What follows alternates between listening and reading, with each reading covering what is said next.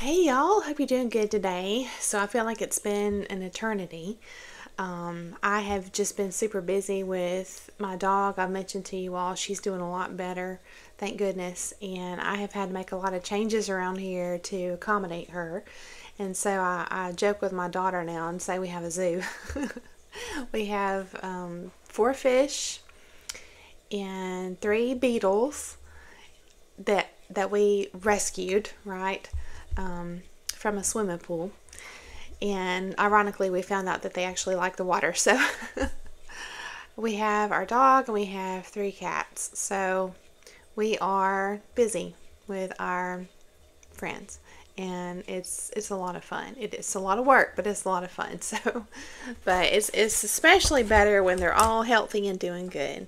So I've been really busy with that and some scheduling. If you know anything about, or if you experience firsthand co-parenting, there's a lot of work that goes with that. I've been very busy with that and the scheduling around that and everything too. So I have missed being on here with you all, and I will have some time coming up really soon to do some more videos. So I'm really excited about that. But I wanted to start, this will probably be a two-part video actually. I wanted to start a message today.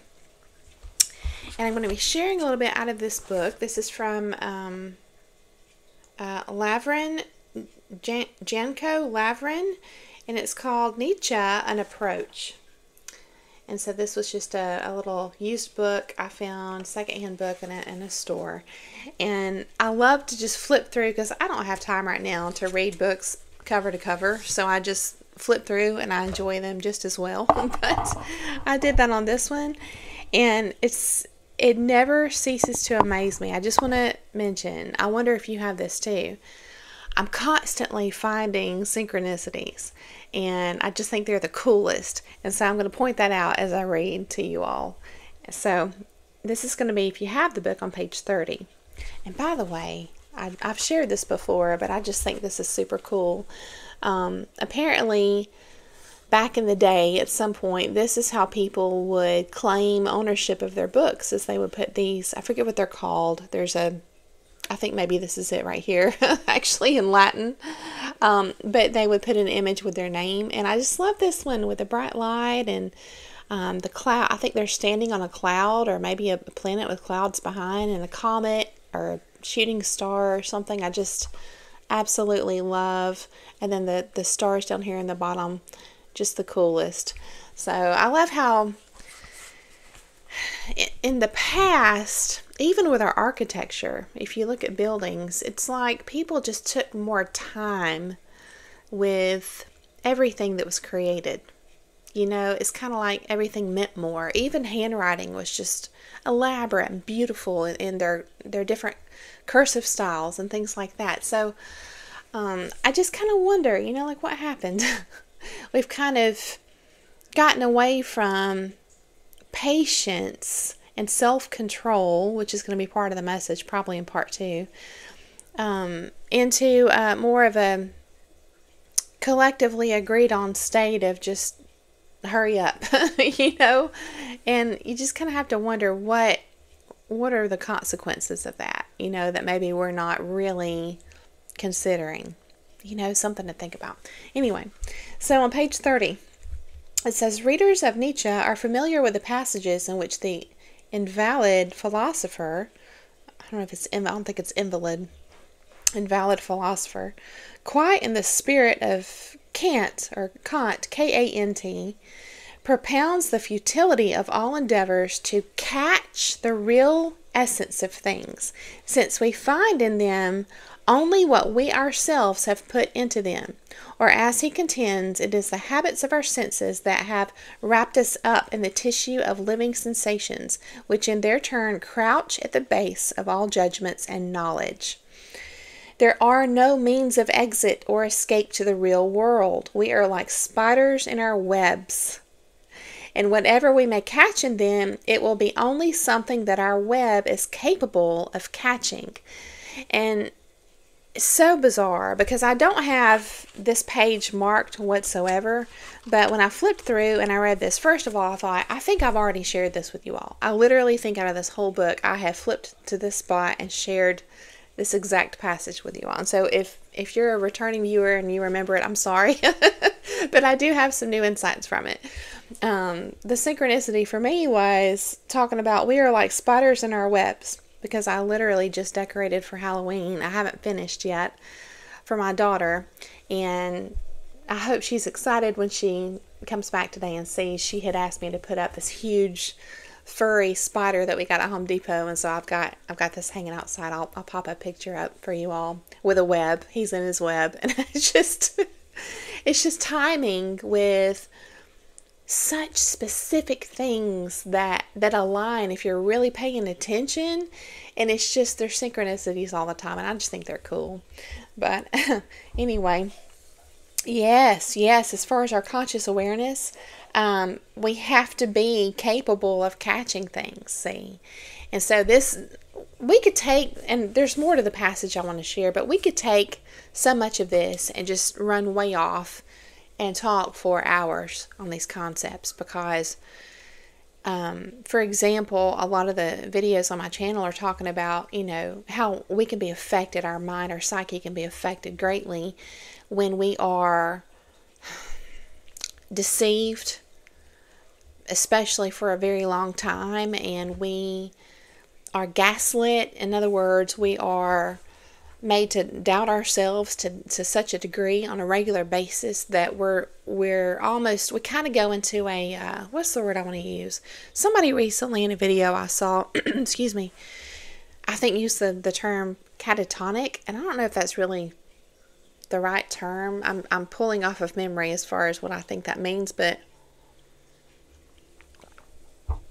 it's sort of like our cognitive processes, our thinking ability slows way down.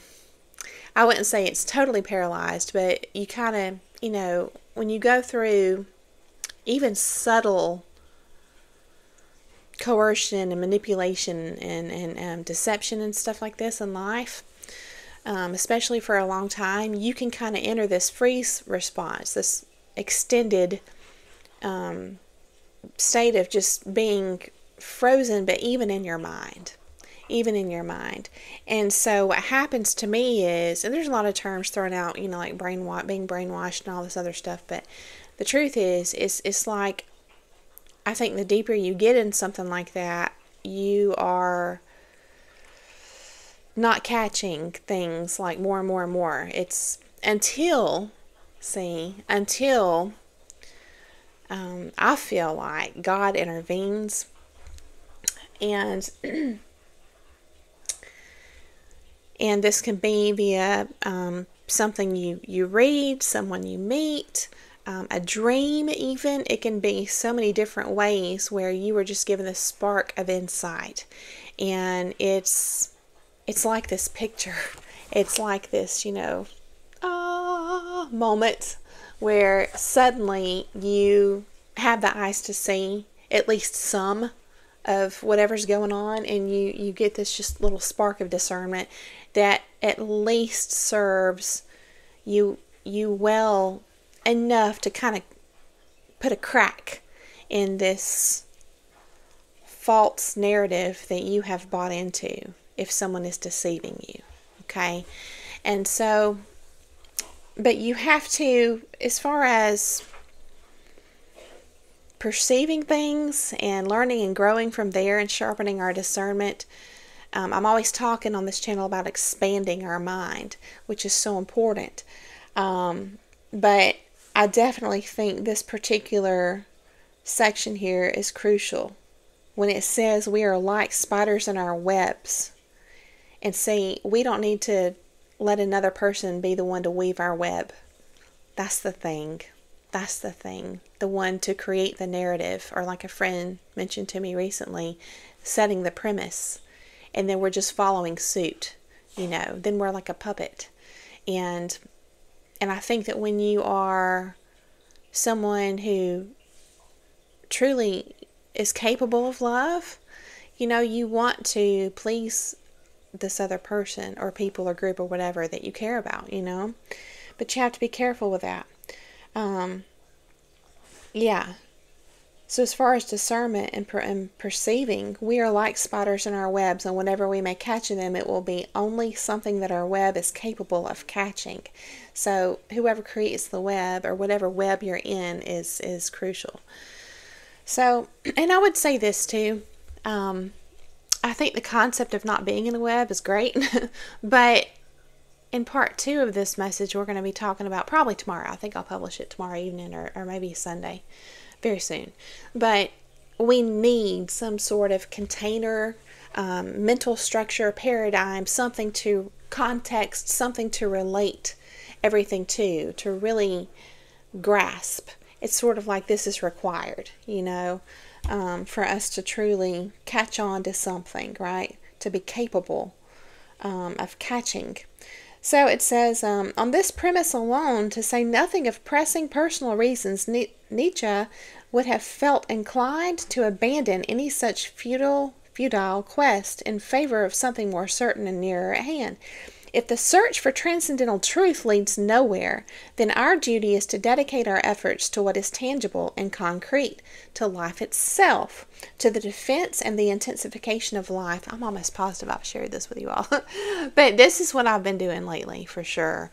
I've just been hands-on with my life. Y'all know I love to ponder and do deep thinking and read and study and all this stuff. And I've still been doing some of that, but haven't had the time to make the videos and everything, but I've just been very hands-on.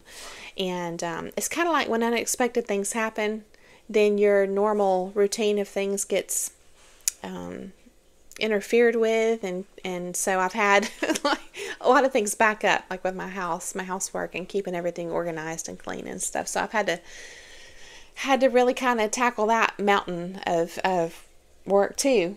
So yes, but this is good. This is good. And I think that when you think about the concepts of grounding yourself to get back in touch with reality, because see, this is important, because if you have been deceived for a long time, your mind is kind of in the clouds. It's still sort of in this web that someone else wove for you. So grounding yourself through hands-on concrete actions, just I'm thinking about in Bruce Almighty where he's sweeping or mopping, I think, the floor, you know, how that's good for the mind. And so there's just washing dishes, hand washing dishes, which is rare nowadays, but anything to bring you back to reality and out of a web of deception is going to help the healing process. And so, especially early on, when you're just waking up to things, right? But yes. So, it's talking about possibly the search for transcendental truth leading nowhere, okay? It says, once such a position has been adopted, one is likely to regard as important only that which fosters intense and vigorous life.